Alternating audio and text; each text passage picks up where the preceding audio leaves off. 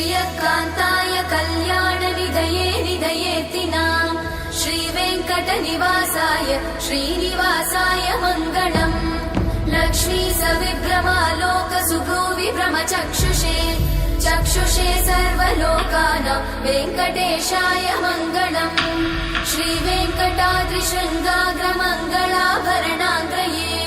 मङ्गलानां निवासाय श्रीनिवासाय मङ्गलम्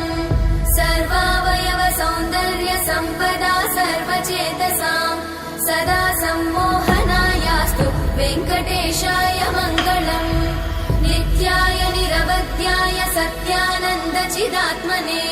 सर्वान्तरात्मने श्रीमद् वेङ्कटेशाय मङ्गलम् स्वतः सर्वविदे सर्वशक्तये सर्वशेषिने